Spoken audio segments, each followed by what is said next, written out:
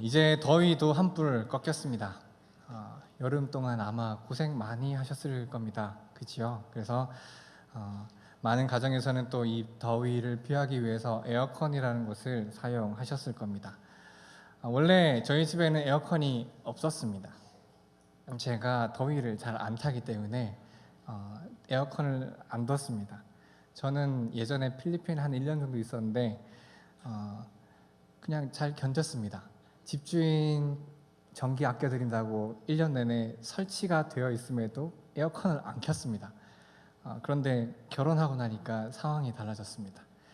저희 아내는 저와 체질이 달라가지고 더위를 그렇게 잘 견디지 못했습니다.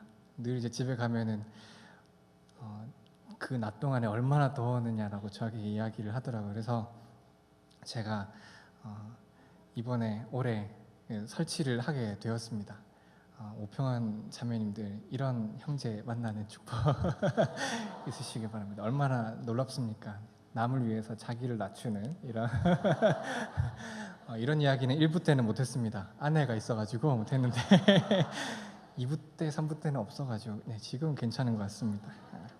어쨌든 설치를 했어요. 근데 설치를 했는데 큰 게 아니라서 그 바람이 멀리까지 안 갔습니다. 저희 집에 오신 분들은 아시겠지만 그 방, 조그마한 방인데 그 방에서만 이게 찬 공기가 맴도는 거예요. 그래서 중간에 선풍기를 설치를 했습니다.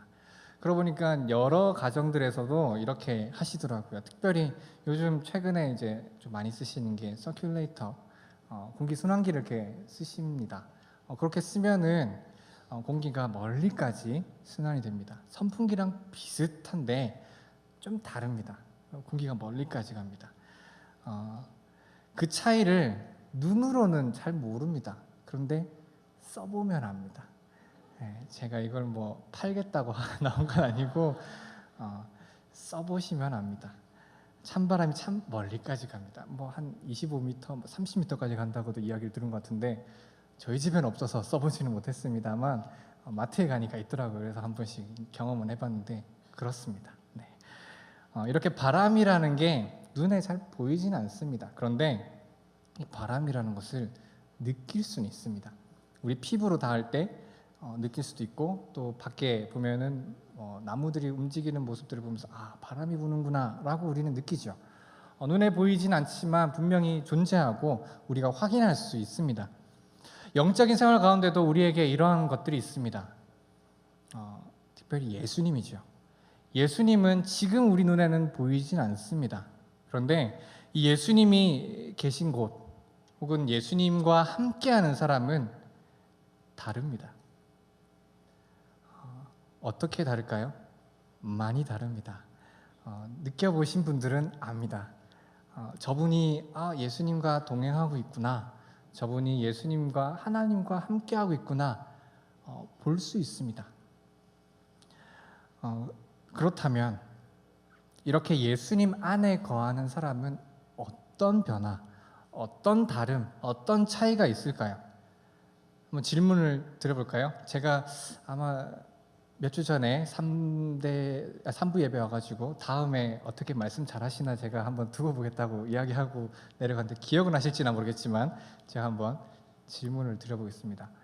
예수님을 만난 사람은 어떻게 다를까요?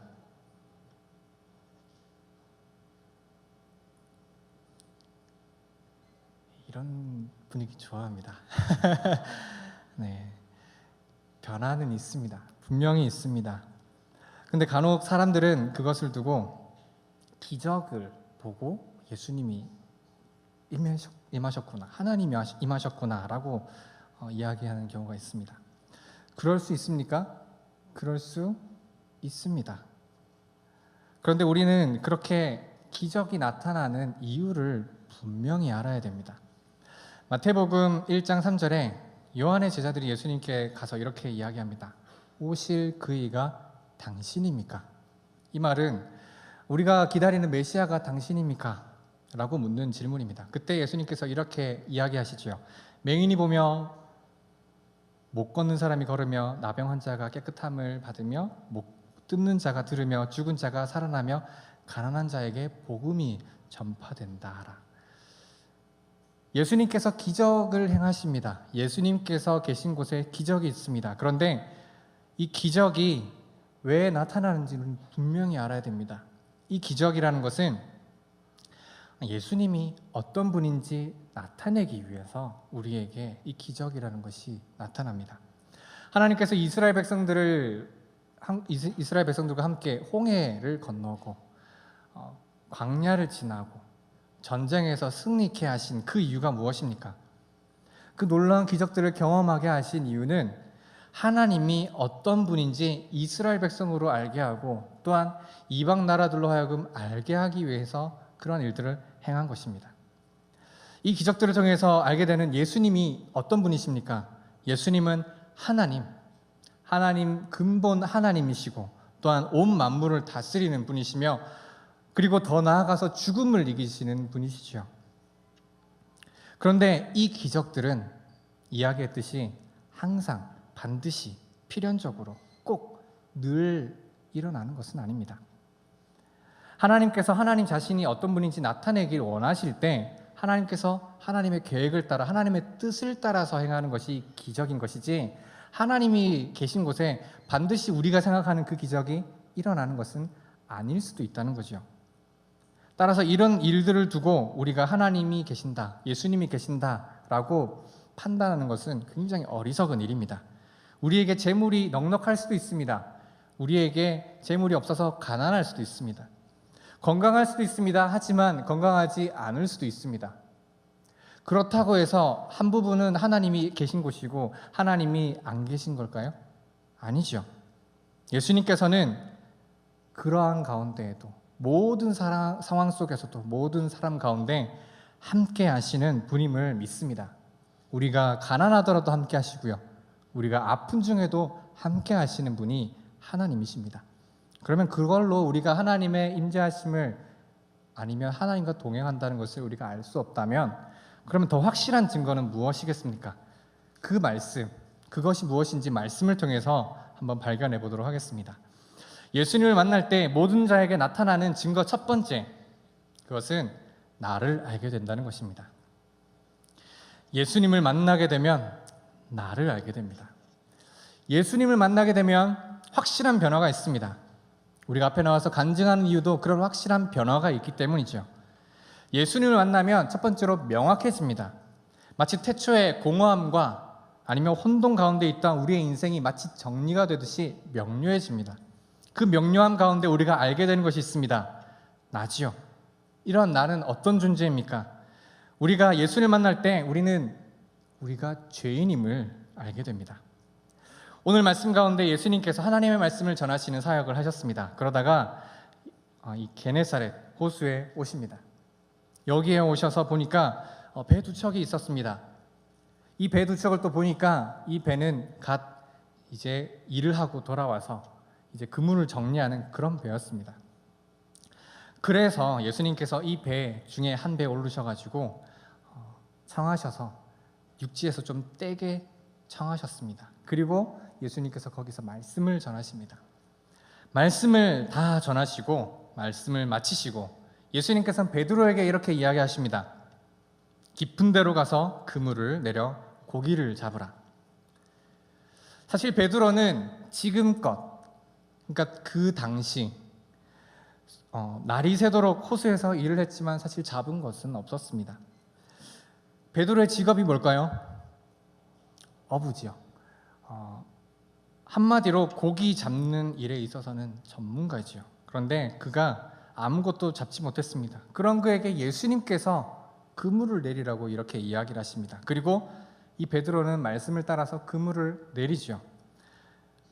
그물을 올려봤더니 어떤 일들이 벌어집니까?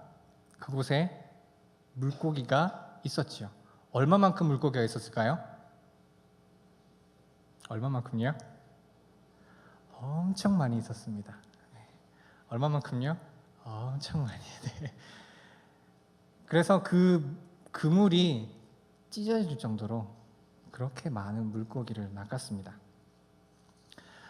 한마디로 베드로는 기적을 경험했죠. 놀라운 일들을 경험했습니다. 그때 베드로의 반응이 어떻습니까? 베드로가 뭐라고 이야기합니까? 주여 나를 떠나소서 나는 죄인이로소이다.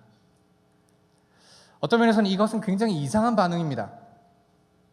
그렇게 느껴지시죠? 왜일까요? 한번 생각해 보면 이럴 수 있습니다. 베드로가 예수님의 말씀을 따라서 놀라운 일들을 경험했습니다. 자기와 함께 갔던 자들도 어떤 면에서는 물고기를 못 낚았는데 자기가 예수님의 말씀을 따라서 그물을 내렸고 올려봤더니 엄청 많은 물고기가 거기에 올라왔습니다. 한마디로 대박을 경험했습니다. 세상 사람들은 만약에 이런 경우에 어떻게 반응하겠습니까? 아마 이렇게 반응할 것 같습니다. 예수님, 제가 이제 예수님 진짜 정성을 다해서 모시겠습니다. 정말 최선을 다해서 모시겠습니다. 그러니까 뭐든지 필요한 거 있으면 말씀하세요. 대신에 제 소원 하나만 들어주세요. 자, 다음에는 어디에 그물을 내리면 될까요? 어디에 그물을 내리면 될까요? 이것만 알려주시면 됩니다. 제가 최선을 다해서 모시겠습니다. 그런데 그런 모습이 교회 안에도 있을 때가 간혹 있습니다. 어떤 사람들이 이렇게 고백합니다. 예수님, 제가 정말 예수님을 향해서 이렇게 최선을 다합니다. 최선을 다해서 섬깁니다. 헌금도 하고요, 수고도 하고 꼬박꼬박 교회 잘 나옵니다. 참 착하지요. 그러니까 예수님, 제 소원 하나만 들어주십시오.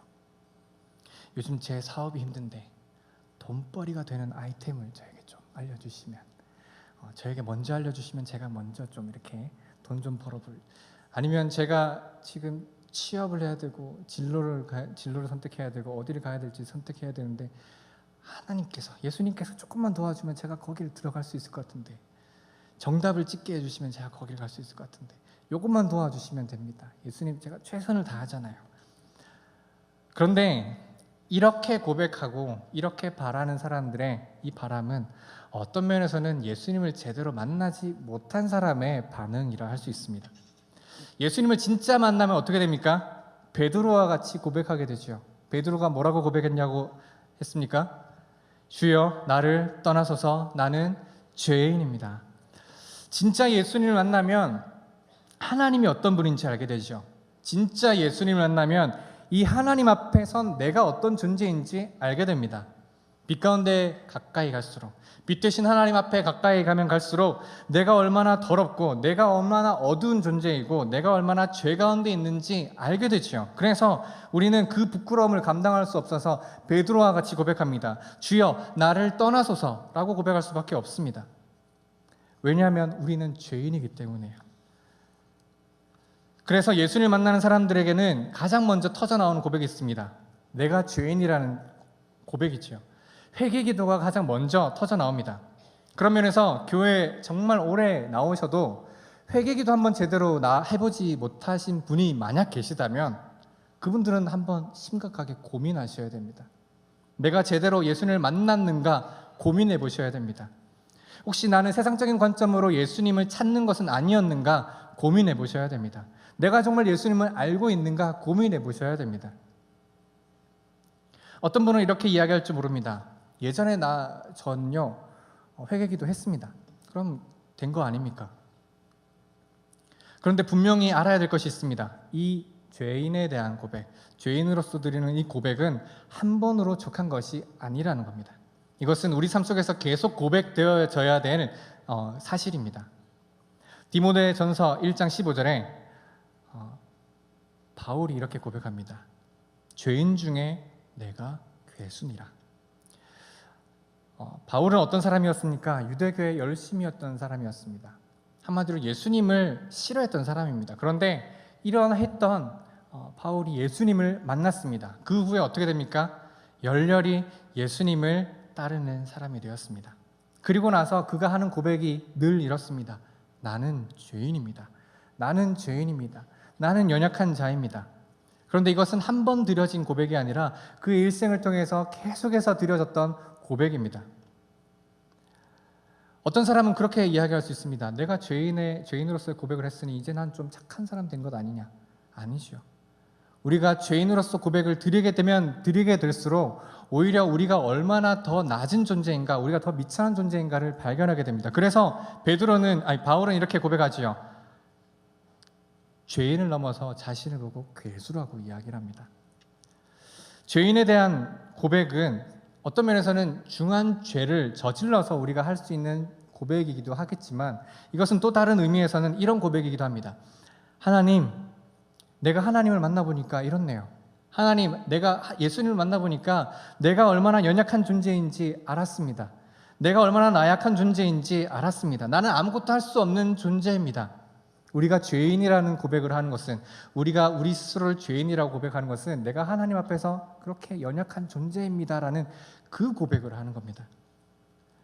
그런데 우리의 삶은 여기서 맞춰서는 안 됩니다. 그 다음 단계가 있습니다. 우리가 또 이것을 알아야 됩니다. 그것은 바로 우리가 사랑받는 자임을 알아야 됩니다. 이것이 참 중요합니다. 우리가 죄인이라는 사실을 아는 것만으로는 사실 완전하지는 않습니다. 제가 최근에 한 분을 만났습니다. 한 분은 신방했는데 그분은 여러 질병으로 인해서 몸을 제대로 거눌 수 없는 분이셨습니다. 그런데 그분은 참 정신만큼은 참 멀쩡하셨어요. 그분께 이제 가서, 그분이 제대로 예수님을 영접하지 않아서 그분께 예수님 영접하기 위해서 이제 갔습니다. 그런데 극구 영접하기를 거절하셨습니다. 그래서 그분과 이런저런 이야기를 좀 나눠봤습니다. 그러던 중에 제가 이분의 참 놀라운 이야기를 듣게 됩니다. 그분이 이걸 알고 계셨어요. 뭘 알고 계셨냐면은, 그분은 자기 자신이 죄인이라는 것을 알고 계셨습니다. 너무 충격적이었어요. 죄인인데 왜 이런 삶을 사실까? 죄인으로서 마치게 되면 베드로와 같은 고백을 하게 됩니다. 주여, 나를 떠나소서. 그런데 이게 완전한 고백이겠습니까? 아니지요. 그래서 예수님께서 10절에 이야기하십니다. 무서워하지 말라. 무서워하지 말라. 이 말이 무슨 말입니까? 그래, 너 죄인이야. 그런데 괜찮아. 너 나한테 하지 말아야 될 큰 죄를 지었어. 그런데 괜찮아. 무서워하지 마. 괜찮아. 마태복음 9장 11절 12절에 바리새인들이 보고 그의 제자들에게 이르되 어찌하여 너희 선생은 세리와 죄인들과 함께 잡수시느냐. 예수께서 들으시고 이르시되 건강한 자에게는 의사가 쓸데없고 병든 자에게라야 쓸데있느니라. 바리새인들은 예수님을 향해서 비난합니다. 어떻게 하나님의 아들이라면서, 메시아라면서 그렇게 죄인들과 함께 할 수 있습니까? 그들은 벌을 받아 마땅한 자들이지 어떻게 그들과 교제할 수 있습니까? 라고 이야기하는 것이죠. 그때 이렇게 비난받는 예수님의 행동 가운데 우리는 명확한 사실을 두 가지 발견합니다. 첫 번째로, 예수님도 그들이 죄인인 것을 아셨습니다. 그들이 얼마나 추악한 죄인인지 아셨습니다. 그들을 영적으로 병든 자로 예수님도 보셨다는 거예요. 그런데 그것만 아니라, 그럼에도 불구하고 예수님은 그들을 사랑하신다. 예수님은 그들과 함께하길 원하신다라는 그 말씀이 이 예수님의 행동 가운데 우리에게 전해주는 사실입니다. 예수님은 어떤 분이십니까? 죄인을 사랑하시는 분입니다. 예수님은 의인을 부르러 오신 게 아니라 죄인을 부르러 오셨고, 죄인을 사랑하기 위해서 이 땅 가운데 오신 것입니다. 우리는 이전에도 지금도 앞으로도 크게 나아질 것 없는 죄인입니다. 하지만 그런 죄인을 예수님께서 사랑하신다라는 것을 아는 것이 복입니다. 그리고 이것은 예수님을 만나게 되면 알게 되는 것이죠.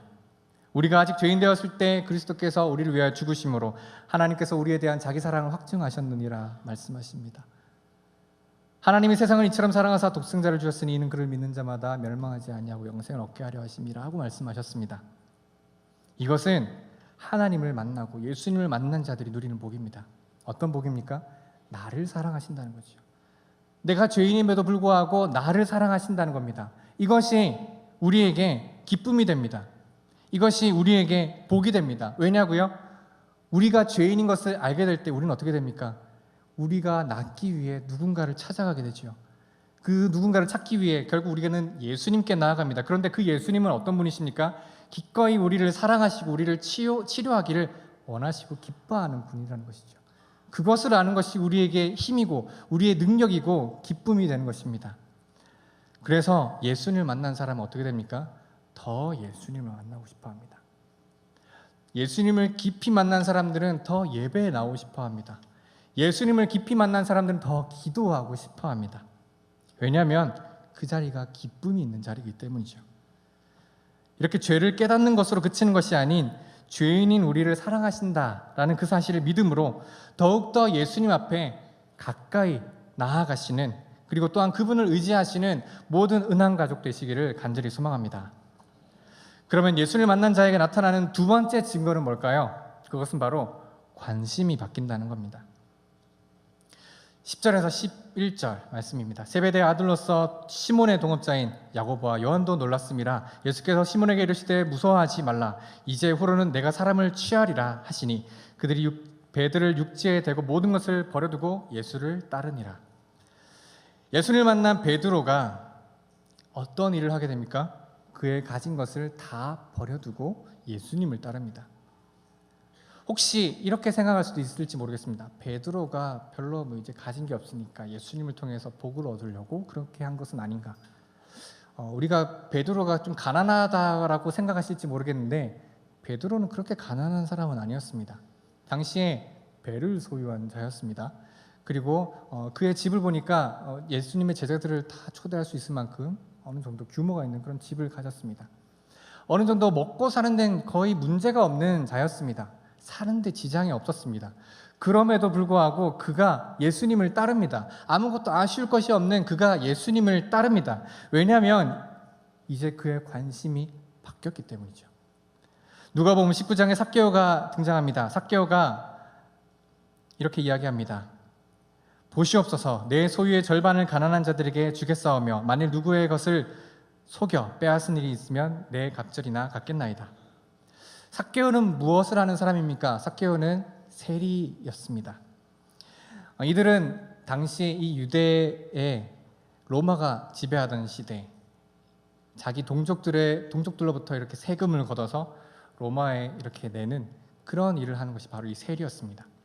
그 중에 좀 부당하게 좀 많이 착취를 해서 일부 자기의 돈도 취하고 이렇게 맡기는 자였습니다.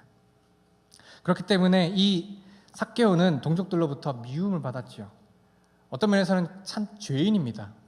어떤 면에서는 참 모자란, 참 이렇게 살아도 되나 싶은 사람입니다. 그런데 이렇게 자기의 돈을 사랑했던 사람이 바뀌었습니다. 왜 바뀝니까? 관심이 바뀌었기 때문입니다. 이제 그럼 그들의 관심은 무엇입니까? 그들의 관심은 바로 사람입니다. 이전에 물고기 낚는 데 관심이 있었다면 이제는 사람을 낚는 데 관심이 있는 것이죠. 이전에 돈을 모으는 데 관심을 가졌다면 이제는 사람을 살리는 데 돈을 쓰는 것을 관심을 가지기 시작합니다. 어떤 면에서 지금 요즘 우리도 어떤 사람들은 돈을 벌기 위해서 공부를 하고 돈을 벌기 위해서 직장을 구합니다. 그런데 예수님을 만나면 어떻게 됩니까? 사람을 살리기 위해서 공부를 하게 되고 사람을 살리기 위해서 일을 하게 되는 것이죠. 성도님 중에 많은 분들이 당신은 사랑받기 위해 태어난 사람이라는 이 찬양을 아실 겁니다. 그렇죠? 심지어 이것은 세상 사람들도 잘 아는 찬양입니다. 그런데 이 찬양이 제가 보기엔 그렇게 건강하지만은 않은 것 같습니다. 이 찬양이 어떻게 됩니까? 당신은 사랑받기 위해 태어난 사람. 근데 문제는 이걸로 맞춰버리면 문제가 생깁니다. 제가 그런 삶을 살았습니다. 제가 젊은 시절 예수님을 만났습니다. 어떤 면에서는 너무 얕게 만났습니다. 얕게 만났는데 그것도 좋았습니다. 그래서 저는 열심을 다해서 예수님께, 하나님께 충성하기 위해서 저를 나름 헌신했습니다. 당시에 남자 율동하는 사람이 없었는데 제가 이제 남자 율동한다고 이렇게 막 했습니다. 그랬더니 이제 자매들이 자지러지는 그런 역사들이 일어나요. 그렇게 인정을 받고 사랑을 받았습니다. 그 당시 또 제가 학교에서 지금은 여러분 상상은 안 되시겠지만 저는 밴드부를 했습니다. 머리 빡빡 깎고 이렇게 기타를 치면서 밴드부를 했습니다. 밴드부 이름이 BDB입니다. 밴드부의 약자입니다. BDB. 네, 진짜 존재했던. 그래서 제가 이제 친구들, 그러니까 여자 후배들을 모아두고 기타를 이렇게 가르쳐주고 이제 우리 여자 후배들이 자지러지는 그런 역사들이 또 일어났죠. 저는 그렇게 사랑을 받고 살았습니다. 엄청 사랑을 받았어요. 제가 이렇게 나름 헌신을 하니까 사랑을 해주더라고요. 그래서 너무 취한, 그 인기에 취한 삶을 살았습니다. 그런데 점점 시간이 지나니까 문제가 생겼습니다. 제가 어떻게 됐냐면, 너 나 싫어? 이런 나를 싫어? 그럼 나도 너 싫어. 세상 사람들이 저를 살짝 미워하는 사람들이 생깁니다. 그럼 저도 너 싫어. 너랑 안 지내면 되지. 근데 문제는 교회에서도 그런 일들이 벌어졌습니다. 제가 어떤 크게 질투하는 한 명이 있었는데 그 질투하는 사람을 못되게 굴었습니다. 저보다 인물도 됐고 키도 됐고 돈도 있고 이러다 보니까 너무 질투가 나가지고 못 살게 굴었더니 사람들이 저에게서 떠나갑니다. 그랬더니 저는 그래? 그럼 나도 너 싫어. 그래 너 싫어. 이렇게 사람을 끊어버렸어요. 문제는 이렇게 끊어지니까 저밖에 안 남아가지고 내가 속할 공동체는 더 이상 이 교회가 아닌다 싶어가지고 저는 중국으로 도망을 갑니다. 마른 교환학생인데 도망을 갔습니다.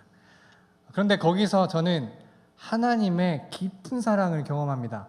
예수님을 깊이 경험합니다. 그 이후에 어떻게 됐냐면 내가 이때까지 받았던 사랑에서 기뻐하는 것으로 끝나는 것이 아닌 다른 사람을 향해서 눈을 돌리기 시작합니다. 그때부터 이전에 누리지 못했던 기쁨을 누리기 시작합니다. 성도님들은 그러한 기쁨을 혹시 누려보셨습니까? 다른 사람에게 베풀 때 누릴 수 있는 기쁨이 있다는 것을 성도님들 혹시 누려보셨습니까? 그 기쁨을 누리는 사람들이 우리 교회에 참 많이 있습니다. 특별히 교회 목자, 목녀님들 그 삶을 사시지요. 목자, 목녀님들은 그러면 담임 목사님이 억지로 세워가지고 목자, 목녀님 하십시오 하라고 해가지고 작정을 받고 이렇게 하신 분입니까? 분위기가 왜 그렇지? 제가 알기로는 저도 그렇고 하나님이 주신 그 기쁨이 너무 커서 하는 겁니다. 목자의 일들, 목녀 일들 감당하기 쉬울 것 같으세요? 사실 어렵습니다. 근데 그 일들을 감당합니다. 왜요? 기쁨이 있어서 그런 겁니다. 기쁨이 있어서. 감사해요. 깨닫지 못했었는데 내가 얼마나 소중한 존재라는 걸. 이건 당신은 사랑받기 위해 태어난 사람의 일종의 답가로 나온 또 곡입니다. 이것과 함께 해야지만이 우리에게 진짜 사랑이 되는 것입니다. 그 이야기의 후반부에 이렇게 나옵니다. 그리스도의 사랑으로 더욱 섬기며 이제 나도 세상에 전하리라. 받는 사랑에만 익숙해 있는 사람, 처음에는 괜찮을 수 있습니다. 처음에는 기쁨이 있을 줄 모릅니다. 그런데 조금 지나면 그 기쁨이 사라지고 오히려 썩어집니다.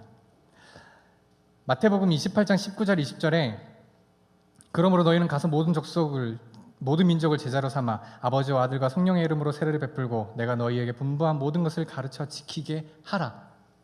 이 말씀 들으면 어떤 기분이 드십니까? 부담이 되시지요. 엄청 힘들어 보입니다. 예수님께서 우리로 하여금 저 민족들을 향해서 사랑하라고 이야기하십니다. 그런데 이게 가능합니다. 언제요?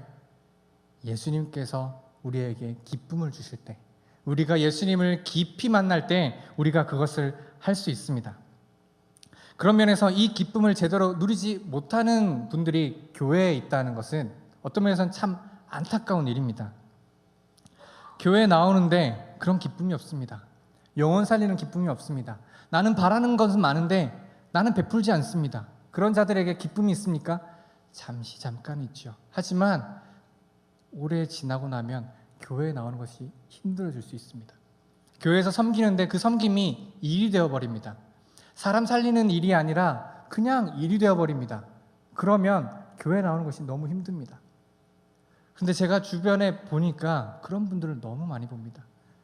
사람을 살리지 못하고 자기 자신의 그런 안타까움에 너무 매여버려서 내가 너무 힘들다는 것에 너무 취해버려서 이제 그 기쁨을 잃어버린 사람들이 참 많이 있는 것 같습니다. 교회에서 여러 가지 행사를 하지요. 교회에서 부서 활동을 하지요. 왜 합니까? 영혼 살리기 위해서 하는 겁니다. 교회 존재 목적이 무엇입니까? 우리 존재 목적이 뭐지요?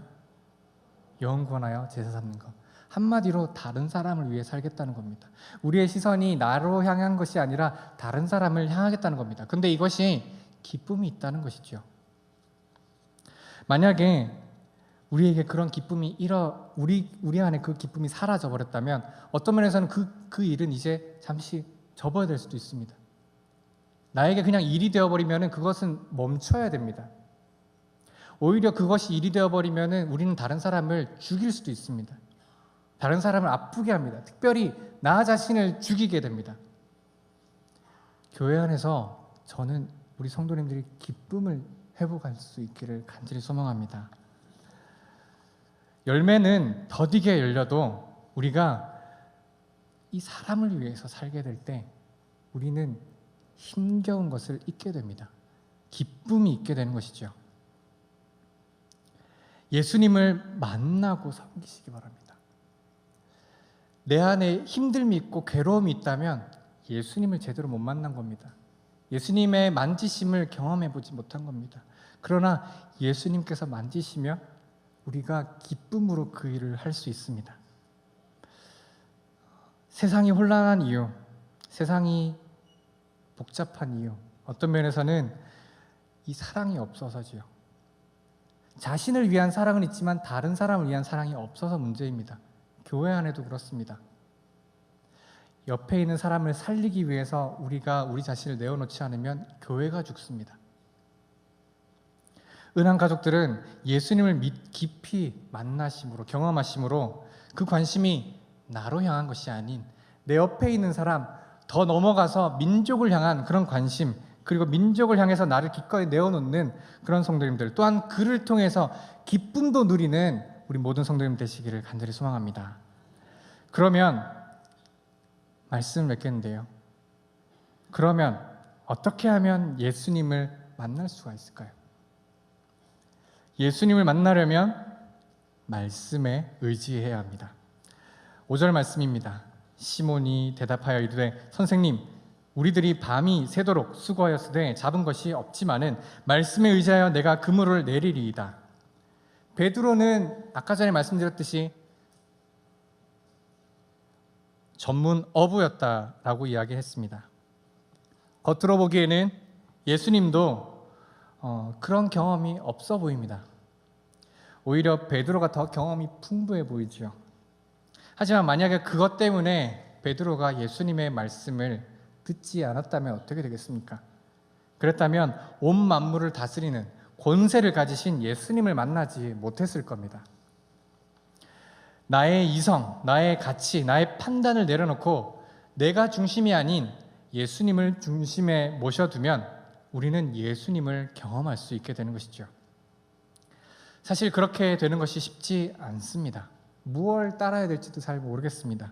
그런데 오늘 말씀 가운데 우리가 한 가지 그 가운데도 소망을 발견하게 되는 것이 있습니다. 그것은 베드로가 예수님을 찾으러 간 게 아니라는 사실입니다. 베드로가 변할 수 있었던 결정적인 계기는 베드로가 쥐고 있지 않았습니다. 이 모든 주도권은 바로 예수님이 가지고 계셨습니다. 예수님께서 베드로가 있는 호수를 찾아오셨습니다. 예수님께서 베드로가 탄 배에 오르셨습니다. 예수님께서 베드로에게 먼저 이야기를 하셨습니다. 깊은 데로 가서 그물을 내려 고기를 잡으라. 그때 어떻게 됩니까? 베드로가 예수님을 경험하게 되는 것입니다. 예배 가운데 우리 성도님들에게 아마도 예수님께서 하나님께서 음성을 주실 겁니다.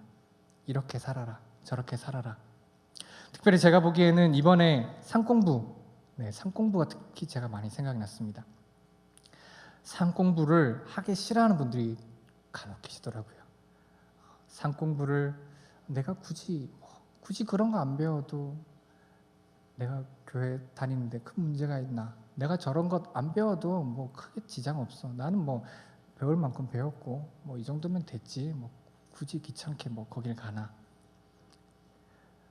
그것은 우리의 의지고 우리의 생각이고 우리의 경험일 뿐입니다.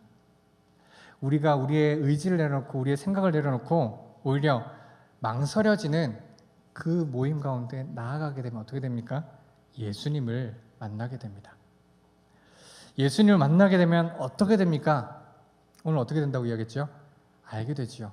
내가 누구인지 알게 되고, 그리고 또 관심이 바뀐다 했습니다. 그런데 궁극적으로 이것은 한 가지로 모아집니다. 그것은 뭐냐면은 예수님을 만난 사람은 기쁨이 있습니다. 어떤 사람을 봅니다. 이 사람은 늘 기쁨 가운데 있습니다. 교회 안에도 이 사람은 정말 힘겨운 인생을 살고 있는 것 같은데 기쁨 가운데 살고 있습니다. 그런 사람들을 보고 우리는 이렇게 이야기합니다. 하나님과 동행하는 사람이구나. 예수님과 동행하는 사람이구나. 이야기를 합니다. 성도님들 혹시 그런 경험을 해본 적이 있으세요? 저는 있습니다. 제가 군생활할 때, 그렇죠? 군생활할 때 군생활이 뭐 그렇게 즐겁겠습니까? 뭐 캠프 가는 것도 아니고 하니까 늘 짜증이 나겠죠. 그런데 저는 늘 웃었습니다. 그래서 옆에 있던 이제 제 내무반이 아니고 다른 내무반에서 저한테 와가지고 저도 이름도 모르고 그 사람도 잘 모르는데 저한테 와서 이렇게 이야기합니다. 너는 어떻게 그렇게 늘 웃으면서 지내? 그분이 저 믿는 줄도 모르는 사람이었습니다. 근데 저한테 그렇게 이야기를 하고 그냥 가는 겁니다. 그때 저는 저 스스로 굉장히 큰 은혜가 됐습니다. 내가 이렇게 영향력이 있는 사람이구나. 그리고 또 이런 비슷한 경험이 또 언제 있었냐면은 뭐 요즘 가끔도 뭐 성도님들께서 이렇게 뭐 웃으시는 게 참 좋네요라고 하는데 제가 예전에 필리핀에 1년 있다고 했죠. 그때 제가 중고등부 친구들과 이렇게 지냈습니다. 한 1년 정도 지냈는데 어느 날 이제 한 친구가 저한테 와가지고 조심스럽게 이야기를 하는 겁니다. 그때 저는 선생님이었습니다. 선생님, 저 맨 처음에 선생님 바본 줄 알았어요. 그 이유가 뭔가 물어봤더니 선생님은 왜 맨날 그렇게 웃고 다니시냐는 거였어요. 왜 그렇게 기쁨 가운데 있냐는 그 질문이었습니다. 왜 그렇게 살 수 있었습니까? 저는 예수님을 경험했기 때문에요. 그 삶이 쉽진 않았습니다. 짜증날 수도 있습니다. 육체적으로도 고단했습니다. 아파가지고 진짜 며칠 누운 적도 있는데 진짜 아무도 위로해주지도 않고 찾아주지도 않는 그런 곳에서 저는 그냥 기뻐하며 지냈습니다. 왜냐하면 예수님을 만났기 때문에. 저는 여기 계신 우리 성도님들이 그 예수님을 만나길 소망합니다. 예수님을 만나고요. 여러분이 어떤 분이신지를, 여러분이 어떤 존재인지를 아시길 소망합니다. 여러분은 어떤 존재입니까? 사랑받기 위해 태어난 사람이죠. 그러나 거기서 그쳐서는 안 되죠.